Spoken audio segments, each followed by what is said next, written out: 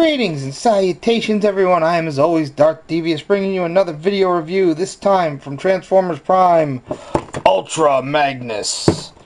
And yes, you can see I've already painted him up. I decided not to wait this time. I figured to show him off in the review how I painted him up. So anyway, let's look at his package real quick.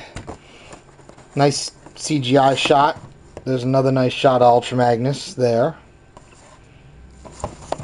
On the back, product shot, so you can see already, if you compare mine to that, yeah, there's a lot of added paint detail. Anyway, we'll go through it. Blaster cannon converts to battle hammer. Snap-on missile. Yeah, so it's Ultra Magnus. Let's read up, speaks of his hammer and stuff like that. Blah, blah, blah. Tech specs. Done with that. Don't need it. Alright. Yeah. His weapon doesn't really peg in. It just kind of sits there. I don't have a problem with that because, I'm not going to be driving a truck upside down. But, yeah. It kind of looks like a tow truck like this to me. I don't know if, I know it's not what it's supposed to be, but that's kind of what it has a silhouette of. If you take the missile off, anyway. And it's not too shabby, rolls, as you would expect. Let's take a quick look at this. It's his gun. Got this big thing on the end. Now mine doesn't, the light doesn't work. I didn't disable it. It just hadn't worked since I got it. So, there you go. So you can lock it, which is one thing this gun has over all the other weapons like this. You can lock it into hammer mode. And that makes this the best one of all these stupid weapons they give. Because this one you can lock as a hammer and leave it, and that's how I leave it. Missile isn't too bad. It does evoke the G1 with the red tip and the design. I would rather have seen, two of them, but what can you do? So yeah, as you can see, we'll go through it real quick. I added silver on the rims. I extended the red stripe down the side. I did a little bit of these rivets on the side. I don't know if the camera's even picking them up.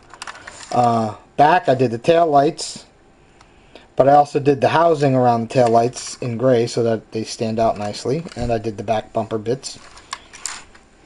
Front, I didn't do too much. I added yellow headlights. Some of these darker details, just like that. I added more details in the robot mode, which we'll get into, but I did the smokestacks.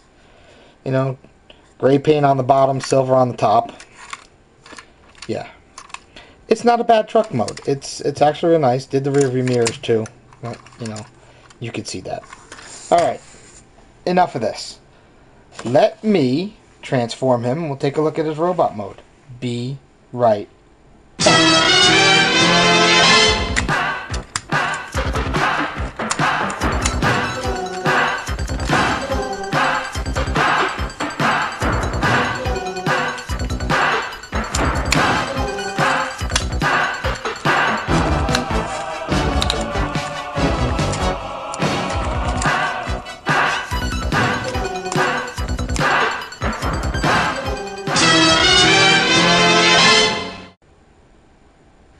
Alrighty, and here we have Ultra Magnus in his robot mode.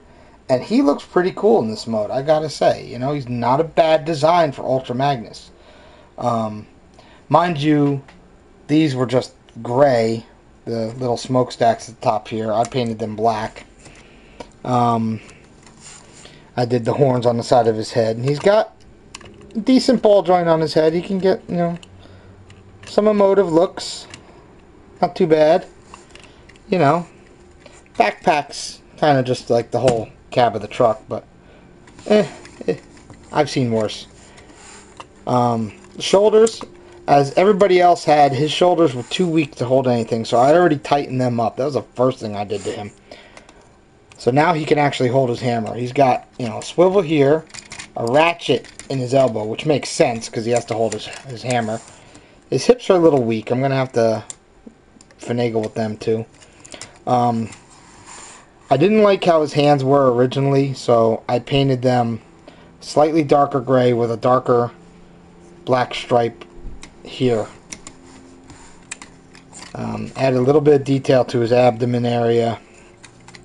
On the sides here, you can see there's the fake wheels inside. I painted them. I painted some of the little details inside on both sides of his legs. Not much. Just a few things just to make him stand out a little bit more. And, you know, make him more Magnus-y in my opinion. So, you can take his missile, and you can either plug it onto his forearm, which I usually do. You can plug it on his shoulders. There are ports on his shoulders. But, like I said, you would need 2 for this to really look good. So, I usually leave it here in his one arm. And then his hammer, which, yes, I'm leaving it as a hammer. That can just slide into his hand. And now he's ready to whoop some Decepticon butt. And see, even though I tightened it, it's still hard for him to hold it up. It's a very heavy weapon for him. But there we go. Yeah, let's get him in a decent pose. There. That's Ultra Magnus. Look at that. I think he can deal with it. I don't know about other Ultra Magnuses, but I think this Ultra Magnus can deal with it. So, he's not too bad. He actually has a waist joint, which is, you know, a bonus. Most toys nowadays don't, so... Especially Transformers. He's got a nice waist joint. Like I said, his hips are a little weak. I gotta fix them like I did his shoulders so that he can hold some better poses. Yeah. I recommend him. I really do. He's a nice figure. He's a decent representation of Ultra Magnus. I know we haven't seen him in the show. I was kind of hoping we'd see him before the end of Season 2, but that didn't happen. Maybe we'll get lucky and he'll make an appearance in Season 3.